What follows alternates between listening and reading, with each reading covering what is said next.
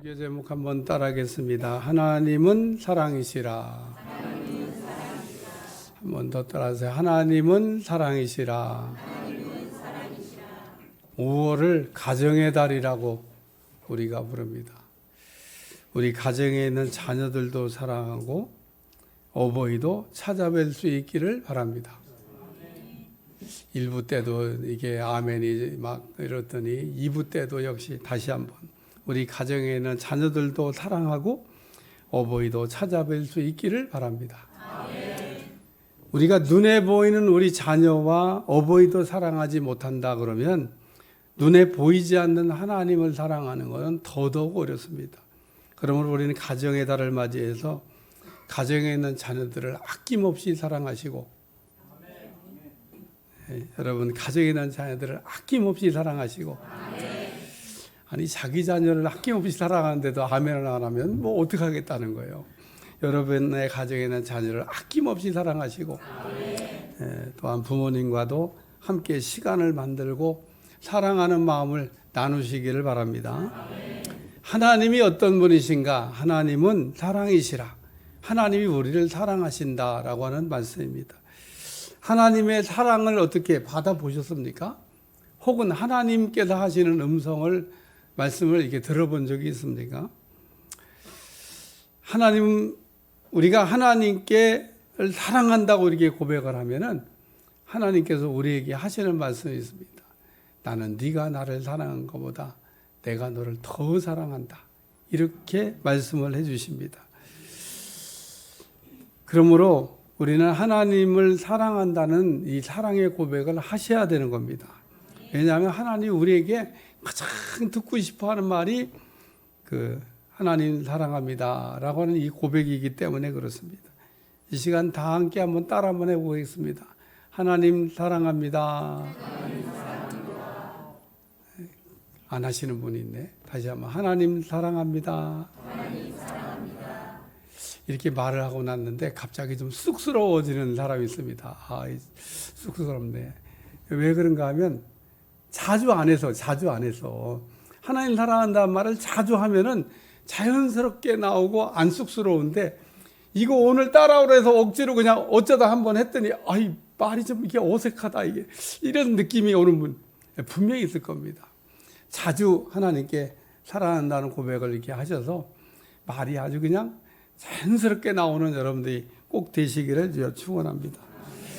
또한 우리는 하나님 앞에 나오면 무엇보다도 하나님의 사랑을 받으셔야 됩니다. 성경에 보면 나사로와 요한이 하나님께 사랑을 받았다고 기록하고 있습니다.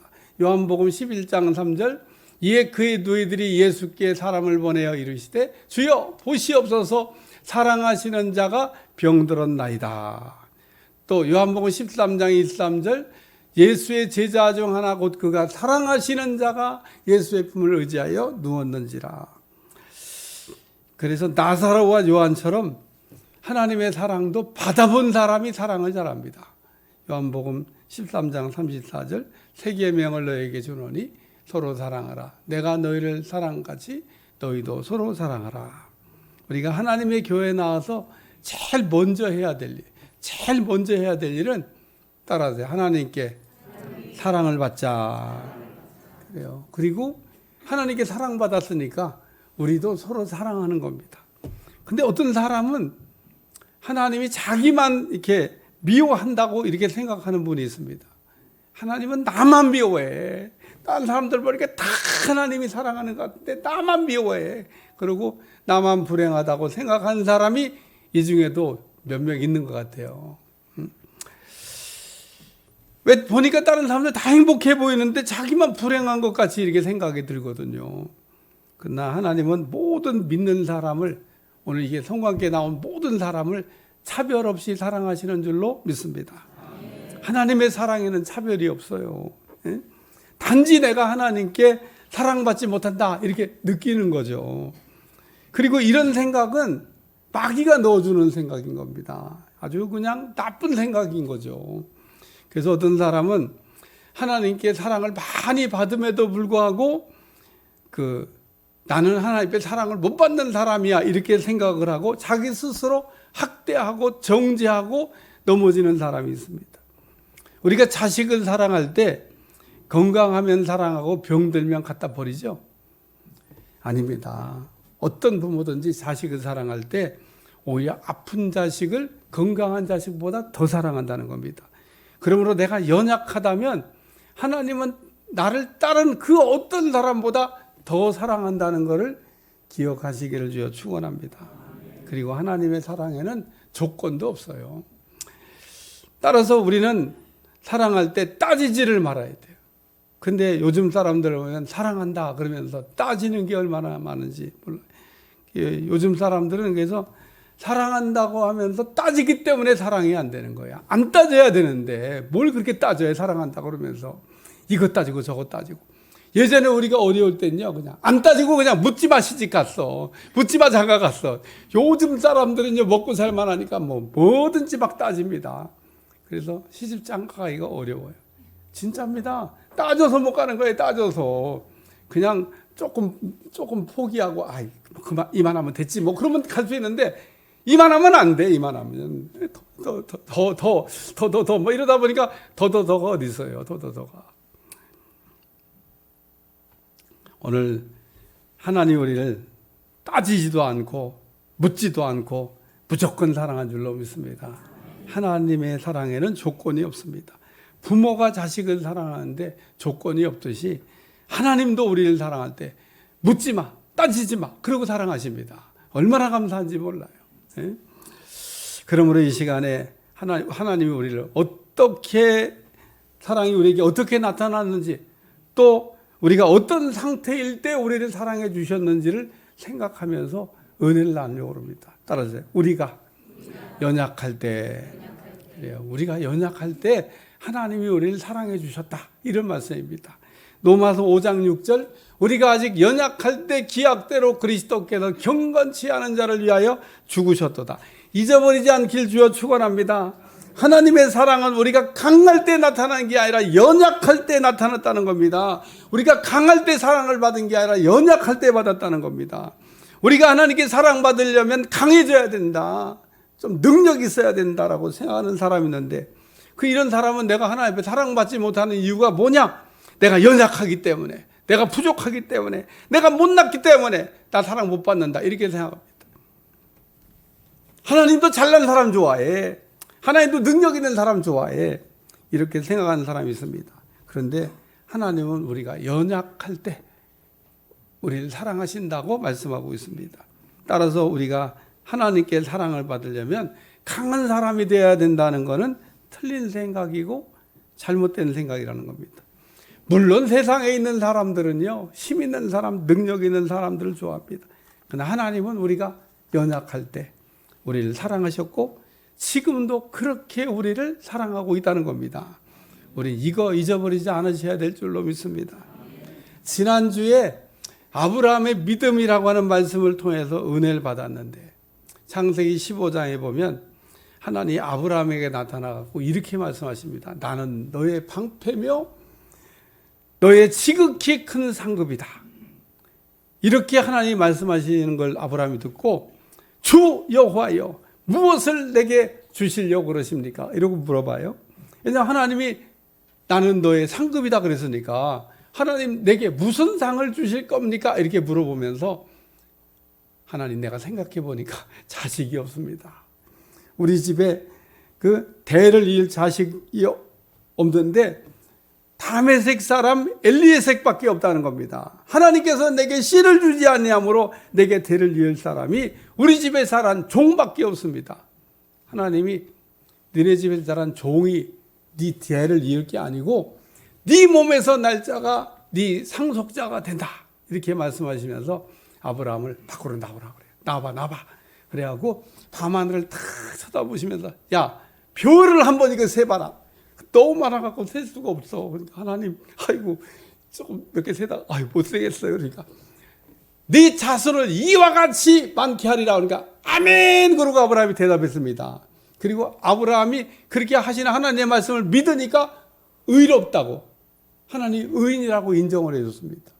그래서 아브라함이 하나님 하늘의 별과 같이 자식을 준다 그랬으니까 그냥 찰석같이 믿고 기다렸는데 아무리 기다려도 자식이 안 생겨. 그러다가 끝내는 자기 부인이 탄산했어. 생리가 끝났다 이거예요. 자녀를 생산할 수 없게 된 겁니다. 그러니까 뭐야? 하나님은 분명히 준다고 그랬는데. 그러니까 이 두 부부가 앉아갖고 이제 연구를 하는 겁니다. 어떻게 해야 되지? 하나님이 자식 준다고 했는데 자식은 안 생기고 당신은 생리 끝났고 어떻게 해야 되는 거지? 그러다가 내가 몸종 하가를 줄 테니까 하가를 통해 자식을 이렇게 낳으라고. 아브라함이 뭐 알았어 그러고 하가를 통해 가지고 그 자식을 낳는데 이게 아브라함의 불신앙이고 이게 아브라함의 실수인 겁니다. 하나님이 이때부터 하나님이 갈대아우로서 아브라함 불러내신 거는 믿음의 모델, 믿음의 그 조상을 이게 만들어 가지고 좀 후에 믿는 사람들이 본이 되게 하려고 그랬는데 아브라함의 수준이 이것밖에 안 되는 겁니다. 하나님이 섭섭하셨어. 그래가지고 13년간 말씀을 중단하셨다고 성경이 기록하고 있습니다. 하나님의 음성을 한 번도 들어보지 못한 사람은요, 하나님이 말씀하는 거 안 들어도 하나도 안 답답해. 왜냐하면 한 번도 들어본 일이 없기 때문에 답답할 일이 없죠. 근데 아브라함처럼 날마다 듣고 다니는 사람 하나님 갑자기 말씀 안 하시면 정말 답답합니다. 정말. 보통 어려운 게 아니에요. 그러니까 아브라함이 얼마나 어려웠겠어요. 그러다가 하나님이 그 13년 만에 나타나셔가지고 이제 말씀하시는 거예요. 따라서 나는 전능자라. 너는 내 앞에 행하여 완전하라. 말씀이 너무 긴가? 따라서 나는 전능자라. 너는 내 앞에 행하여 완전하라. 하나님이 아브라함에게 나는 전능한 하나님이라고 하는 것을 가르쳐 주시고 또 너는 똑같은 실수를 다시 저지르지 말라고 이렇게 말씀을 하십니다. 이때 아브라함이 전능하신 하나님을 믿었고 바랄 수 없는 중에 바라고 믿었더니 전능하신 하나님께서 죽은 자와 다름이 없는 아브라함과 사라를 통해서 자녀를 생산하게 하셨고 또 이렇게 얻은 독자 이삭을 번제로 드리라는 시험도 하셨는데 이때 아브라함이 아들 독자 이삭을 하나님이 한다는 거기서 번제로 드려보는 시험도 죽은 자를 살리실 수 있는 그 전능하신 하나의 능력을 믿고 번제를 드림으로 죽은 자 가운데서 이삭을 돌려받았다. 그렇게 성경이 얘기하고 있습니다. 자, 하나님이 아브라함을 사랑하셨는데 이거 보면 엄청 사랑하시죠. 그런데 아브라함이 그러면 강해서 지금 사랑하고 있습니까? 아닙니다. 아브라함이 엄청 연약합니다. 예? 아브라함이 하나님의 사랑을 연약할 때 받았다는 얘기를 얘기하는 거예요. 그러므로 우리가 하나님의 사랑받으려면 강한 사람, 능력 있는 사람 되어야 성숙한 사람이 되어야 하나님이 우리를 사랑하시는 게 아니라 하나님은 우리가 정말 유치하고 미숙하고 연약하고 부족할 때 우리를 사랑해 주신다는 겁니다. 나는 그래서 못났기 때문에 나는 사랑도 받을 자격이 없어. 이렇게 자기 스스로를 정죄하는 사람 혹 여기 있을지 모르는데 그런 사람을 하나님이 더 사랑하시는 거예요. 한없이 내가 약해질 때 하나님은 그 약한 사람을 사랑하신다는 거 믿으시기 바랍니다. 하나님 반대로요. 센 사람은 안 사랑하셔. 센 사람은 막 안 사랑해도 지 혼자 잘 해결하고 할 수 있다고 생각하고 막 설치고 다니는데 그런 사람은 안 도와주십니다. 나는 정말 아무것도 할 수가 없어요. 나는 정말 힘이 없습니다. 이런 생각이 드는 사람이 있거든. 하나님의 사랑을 받을 수 있다고 믿으시기를 축원합니다.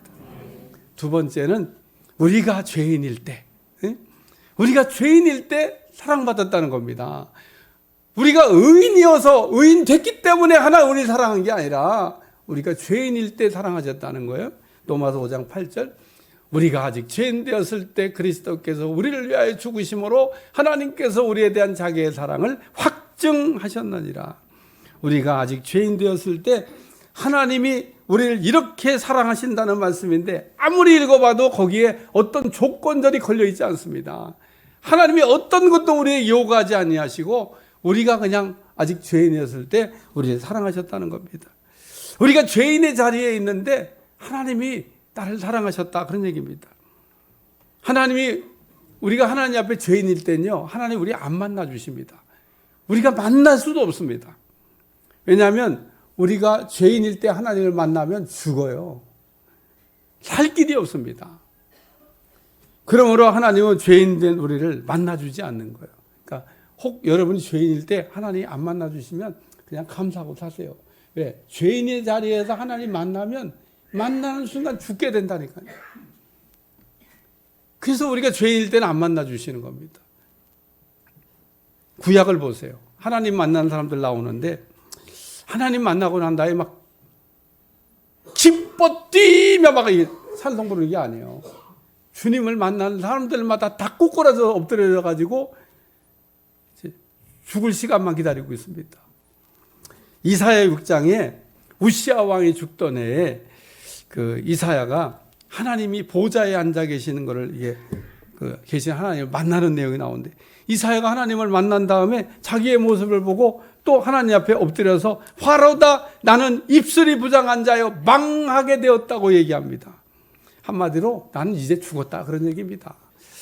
이때 하나님 보좌에는 스랍이 제단 숯불을 가져다가 이사야의 입을 지져가지고 거룩하게 만들어줍니다. 스랍이 이사야의 부정한 입을 고쳐주지 않았더라면 아마도 그 자리에서 이사야는 죽었을 건데 이제 그 이사야의 입을 이렇게 고쳐주심으로 죽지 않고 살게 됐다 그런 얘기입니다. 이같이 죄인은 하나님을 만날 수도 없고 만나면 죽게 된다는 겁니다. 그러나 우리가 예수님을 믿기 전에 우리의 신분이 죄인이라는 겁니다. 죄인의 특징이 무엇입니까? 하나님을 안 믿는 겁니다.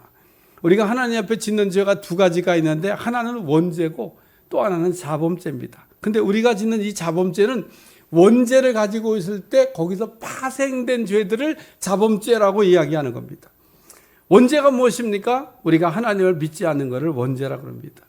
우리가 가지고 있는 원죄나 자범죄나 전부 안 좋은 거지만 우리의 근본적인 문제는 하나님을 믿지 않는 원죄로부터 시작이 되는 겁니다. 우리가 하나님을 믿지 않는 원죄가 있으면 어떻게 됩니까? 이것에 대해서 가장 잘 설명하고 있는 게 요한복음 15장 포도나무의 비유입니다. 예수님은 포도나무의 비유를 통해서 원죄에 대한 말씀을 가르쳐 줬습니다. 예수님은 포도나무, 너희는 가지다. 따라서 예수님은 포도나무, 우리는 가지. 그래요. 이 포도나무 가지가 잘 붙어 있으면 절로 열매를 맺는다고 말씀하고 있습니다. 그렇지. 뭐 포도나무 가지가 잘 붙어 있으면 그냥 철을 따라 그냥 저절로 열매가 맺혀지겠죠. 근데 포도나무 가지가 붙어 있지 않고 떨어지면 어떻게 돼요? 그럼 열매를 맺을 수가 없다 그런 얘기입니다. 그러니까 오늘 우리는 포도나무 대신에 예수님께 그냥 착 달라붙어 있어야 되는데 왜 이게 붙이지 않고 떨어지냐? 왜 떨어지냐? 떨어지는 이유를 요한복음 15장은 깨끗하지 않기 때문에 떨어진다. 그렇게 얘기하고 있어요. 죄 때문에 떨어진다는 거예요. 죄 때문에. 그러니까 이 죄의 문제가 해결되지 않으면 포도나무 대신 예수님께 가지가 아무리 갖다 붙여도 안 붙어. 이 죄 문제가 해결돼야만 탁 갖다 붙어가지고 절로 열매를 맺는다. 할렐루야. 우리를 더럽게 하는 하나님을 믿지 않는 죄 때문에 포도나무 되시는 예수님에게서 떨어진다는 겁니다. 그러므로 예수님은 우리의 믿지 않는 죄의 문제를 해결해 주시기 위해서 십자가의 죽으심으로 사랑해 주셨다는 겁니다. 그러므로 죄 없는 예수님께서 우리를 위해 십자가에 죽어 주셨는데 우리가 이걸 믿으면 의인이라고 해 주시는 거예요. 우리가 의인이기 때문에 혹 의인됐기 때문에 하나님의 사랑을 받은 게 아니라 우리가 아직 죄인이었을 때 우리가 죄인의 신분으로 되어 있을 때 죄인된 우리를 의인으로 만들어 주시려고 우리 주님이 십자가에 죽으심으로 자기 사랑을 확증하셨느니라. 우리가 언제 사랑을 받았다고요? 아직 죄인일 때. 무슨 조건을 우리 주님이 걸으셨나? 조건 걸고 사랑한 게 아닙니다. 아무 조건이 없습니다. 우리가 한마디로 사랑받을 자격이 없는데 우리를 사랑해 주셨다. 얼마나 감사해요. 우리가 아직 죄인일 때 우리를 사랑해 주셨다는 겁니다. 세 번째는 우리가 원수일 때, 따라 우리가 원수일 때, 우리가 원수 같을 때 사랑하셨다 그런 얘기입니다. 요즘은 뭐 그런 말 잘 안 쓰는데 옛날에 우리 어른들은 자식이 막 속을 막 쓰기만 그냥 원수 같아, 그냥 원수 같아, 막 이런 얘기를 잘 했어요. 근데 오늘 말씀에도 우리 하나님 우리가 원수 같을 때 사랑하셨다고 말씀하고 있습니다. 로마서 5장 10절, 곧 우리가 원수 되었을 때 그의 아들 내 죽으심으로 말미암아 하나님과 화목하게 되었은즉 화목하게 된 자로서 더욱 그의 살아나심으로 말미암아 구원을 받을 것이니라. 우리가 연약할 때, 우리가 아직 죄인일 때 하나님께 우리가 사랑받는 것도 감사한데 하나님은 우리가 원수일 때도 사랑해 주셨다는 겁니다. 한마디로 우리가 하나님 속썩이고 있을 때, 대적하고 말 안 들을 때, 마귀짓하고 미운 짓 할 때, 그때 우리 주님이 우리를 사랑하셨다는 겁니다. 다시 한번 우리가 원수일 때 사랑하셨다는 얘기는 우리가 하나님의 속을 막 썩이고 있을 때, 그리고 대적하고 말 잘 안 들을 때, 그리고 마귀짓하고 미운 짓 할 때, 이때 우리 주님 우리를 사랑하셨다는 겁니다. 예수님은 마지막 유월절을 보내실 때 가룟 유다를 쳐다보면서 얼마나 속상했을까.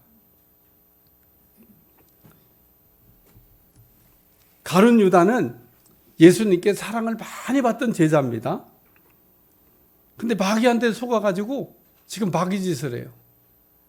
여러분, 교회에서도 사랑을 많이 받던 사람이 꼭 마귀짓을 할 때가 있습니다. 정말 목회하면서 목회자들이 수도 없이 겪는 일입니다. 사랑을 못 받던 사람은 그렇게 마귀짓 안 하는 사람들이 많아요. 근데 사랑을 많이 받던 사람 중에 꼭 이렇게 마귀짓하고 속썩이는 사람이 하나씩 있어. 이 가룟 유다입니다. 가룟 유다. 예수님께 사랑 못 받은 사람이 아닙니다. 사랑 못 받아서 그렇게 은 30냥에 예수님을 팔아먹은 게 아니에요. 사랑을 엄청 받았던 가룟 유다. 마귀에게 속아가지고 마귀짓을 했습니다. 그러나 예수님은 이런 가룟 유다의 발도 씻겨주셨고 끝까지 사랑하셨다고 말씀하고 있습니다. 요한복음 13장 1절, 유월절 전에 예수께서 자기가 세상을 떠나 아버지께로 돌아가실 때가 이른 줄 아시고 세상에 있는 자기 사람들을 사랑하시되 끝까지 사랑하시니라. 예수님께서 제자들을 끝까지 사랑했다는 겁니다. 여기에는 가룟 유다도 포함되어 있습니다. 예수님은 마지막 유월절을 보내시면서 너희 중에 한 사람이 나를 팔리라 말씀했습니다. 제자 가운데 누가 나를 팔 사람인지 알고 있다는 얘기입니다. 그러므로 예수님께서 이렇게 말씀하니까 제자들이 나는 아니죠, 나는 아니죠 다 물어봅니다. 이때 예수님께서 가룟 유다에게 알아들을 수 있도록 분명하게 3번이나 말씀해 주셨습니다. 예수님께서는 원수 같은 가룟 유다도 사랑하셨고 마지막 순간까지도 가룟 유다의 마음을 돌이켜 보시려고 최선을 다하셨다는 겁니다. 성경을 보면 원수라고 하는 말이 나오는데 주로 마귀에게 붙여서 사용합니다. 원수 마귀, 하나님을 대적한다는 뜻입니다. 사도행전 9장에 보면 사울이란 청년이 나오는데 예수님 믿는 사람들을 잡아가지고 옥에 가두고 핍박합니다. 한마디로 예수님께 원수 같은 행동을 서슴지 않고 이제 하는 겁니다. 사울은 대제사장에 가서 예수 믿는 사람들 잡아갈 수 있는 공문을 받아가지고 다메섹으로 올라가다가 빛 가운데 나타나 말씀하시는 하나님의 음성을 듣게 됩니다. 사도행전 9장 4절, 땅에 엎드러져 들음에 소리가 있어 이르시되 사울아 사울아 내가 어찌하여 나를 핍박하느냐 하시거늘. 한마디로 네가 왜 나를 핍박하냐는 겁니다. 정신 차리라는 겁니다. 그릇된 열심을 멈추라는 겁니다. 사울은 다른 사람보다 더 열심히 믿음 생활 잘해왔던 열심히 반대로 예수님을 핍박하는 일을 했다, 그런 얘기입니다. 하나님을 대적하는 원수가 됐다, 그런 뜻입니다. 사울은 다메섹에 사는 예수님 믿는 사람들을 잡아 옥에 가두는 일이 하나님을 바로 섬기는 일이라고 생각을 했습니다. 사울이 이러한 열심이 예수님을 핍박하고 하나님의 원수가 된다는 걸 몰랐습니다. 그런데 하나님은 이런 사울을, 원수 같은 사울을 사랑해 주셨다, 그런 얘기입니다. 우리가 어렸을 때, 우리의 신앙이 미숙할 때 하나님 아버지의 마음을 헤아리지 못하고 속을 썩입니다. 우리가 어렸을 때는요, 매번 일만 저지르고 다닙니다. 우리가 어렸을 때 하나님 아버지의 마음을 조금이라도 우리가 헤아릴 줄 알았더라면 얼마나 좋았을까. 거의 대부분의 여러분들이 이렇게 성장하면서 부모 속을 썩이다가 죽을 때쯤 다 되면 철난다고, 야, 참 내가 부모님 속 많이 세겠다. 그러고 한마디씩 꼭 누구든지 하더라고. 부모님 살아 계실 때 효도 좀 잘하고, 아이들 살아있을 때 잘 돌보고. 오늘 창세기 26장에 보면 에서가 나오는데, 에서는 부모의 근심이 되었다. 야곱은 에서에게 이방 여인을 가까이 하지 말라고 하는데, 에서는 계속해서 이방 여인이 좋다고 따라다닙니다. 우리 말에 물가에 내놓은 아이란 말인데 언제 사고 칠지 몰라. 그래갖고 에서가 매일 사고 치고 다닙니다. 우리도 이렇게 하나님 속썩이던 자녀들이었는데 하나님께 원수 같은 우리를 사랑해 주셨다는 겁니다. 결론입니다. 하나님은 우리가 연약할 때, 미숙할 때, 유치할 때, 부족할 때 사랑해 주셨다는 말씀이고요. 한마디로 하나님 우리가 강할 때, 능력이 있을 때만 사랑하시는 게 아니라 우리가 한없이 연약해도 하나님 우리를 사랑하신다는 거 잊어버리지 않길 바랍니다. 또 하나님 우리가 아직 죄인 되었을 때 사랑해 주셨다는 겁니다. 우리가 아무 자격이 없는데 무자격할 때 우리 주님 사랑해 주셨다는 뜻입니다. 우리가 자기 죄인일 때 의인 만들어 주시기 위해서 자신은 십자가에 희생함으로 우리에 대한 자기의 사랑을 확증해 주셨다. 그리고 하나님은 우리가 원수일 때도 사랑해 줬습니다. 우리가 원수같이 속속일 때, 또 대적하고, 그리고 말 안 들을 때, 또 마귀처럼 미운 짓 하고 다닐 때, 이런 원수 같은 나를 사랑해 줬다는 겁니다. 예수님은 원수 같은 나도 이게 사랑했는데, 여러분 원수가 어떻게 사랑이 잘 되는지 생각해 보시길 바랍니다. 어떤 사람은 얘기합니다. 다른 사람은 다 용서해도 그 인간이 나한테 얼마나 대못을 받고, 그 인간이 나한테 얼마나 나를 어렵게 하고 아프게 했는데 내가 그걸 용서합니까? 다른 건 다 용서해도 그거 용서 못합니다. 이때 여러분이 생각하셔야 될 말씀이, 하나님은 우리가 원수일 때도 사랑해 주셨다. 이 말씀을 잊어버리지 않기를 주여 축원합니다. 그래서 오늘 우리가 잘했기 때문에 하나님 사랑받는 게 아니라 우리가 연약할 때, 죄인일 때, 원수일 때 사랑하셨다는 거 잊어버리지 말라는 말씀입니다. 기도하겠습니다. 하나님의 사랑을 우리가 아는 것 같다가 모르고, 알 듯하다가 모르고, 그러며 우리가 살 때가 많습니다. 주님의 사랑을 잘 깨달아 알 수 있도록 축복해 주옵소서. 예수님의 이름으로 기도합나이다.